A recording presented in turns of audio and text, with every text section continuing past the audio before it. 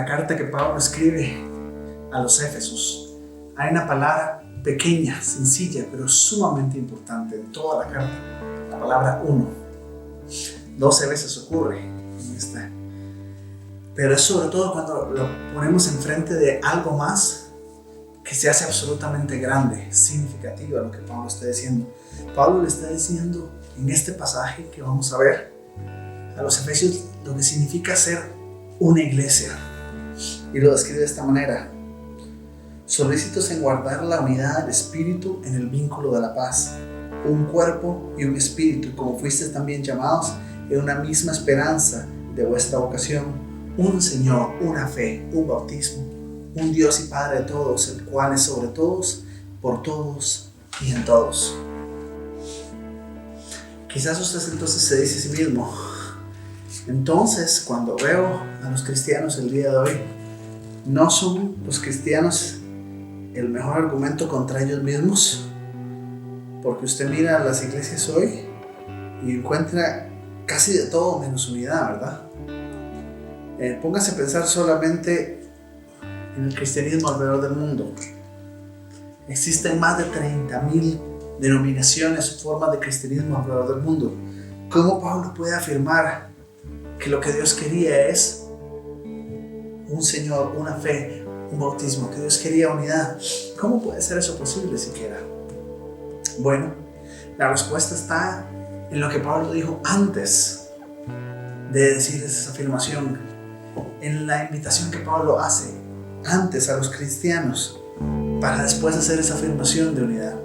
Dice de esta manera: yo pues, preso en el Señor, os ruego que andéis como es digno de la vocación con que fuisteis llamados, con toda humildad, mansedumbre, soportándonos con paciencia los unos a los otros en amor.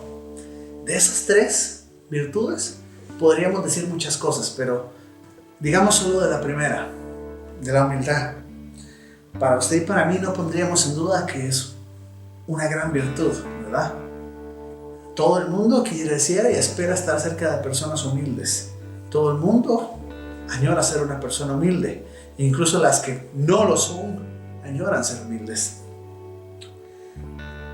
Pero la razón por la que usted y yo pensamos en la humildad como un atributo es precisamente por lo que ideas como estas han hecho en nuestra cultura. Porque nadie que leyera esta carta en el primer siglo pensaría que Pablo está diciendo algo bueno.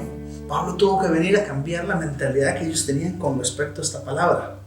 De hecho, si usted lee otros escritos, no la Biblia, más o menos del tiempo en el que Pablo escribía eso, nadie hubiera usado esta palabra de esta manera. Pablo y los autores de la Biblia fueron los primeros en pensar en la humildad como algo positivo, algo bueno. Por ejemplo, Josefo, un historiador judío, o Epicteto, un autor griego, usaron esa palabra, pero nosotros tendríamos que entender lo que ellos estaban diciendo como pusilanimidad, que significa una persona sin ánimo, sin fuerzas, incapaz de lograr nada. Pablo entonces habla, lo primero que dice, que significa vivir como el Señor que vivamos, con humildad.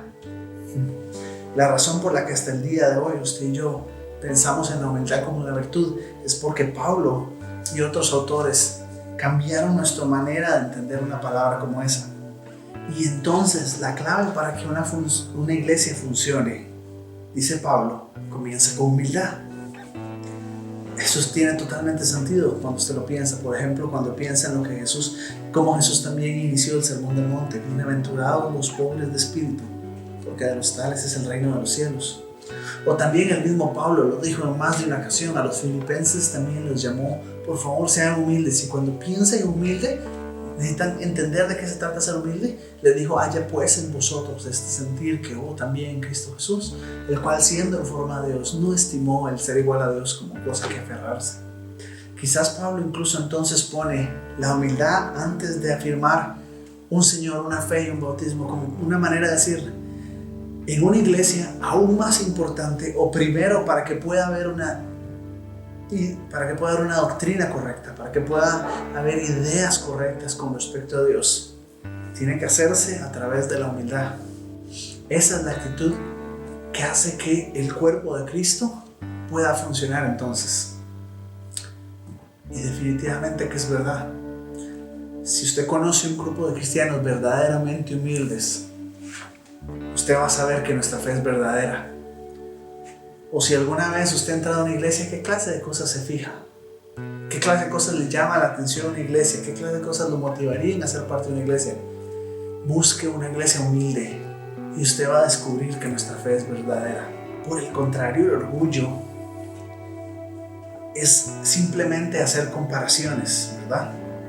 El orgullo nace de que hacemos comparaciones. ¿Quién es más? ¿Quién es mejor? Y por eso vemos muchas veces lo que vemos en las iglesias. El orgullo es como, por ejemplo, si usted se pregunta cuál de estas candelas brilla más. Y Pablo está diciendo, es que están viendo las cosas desde la perspectiva equivocada.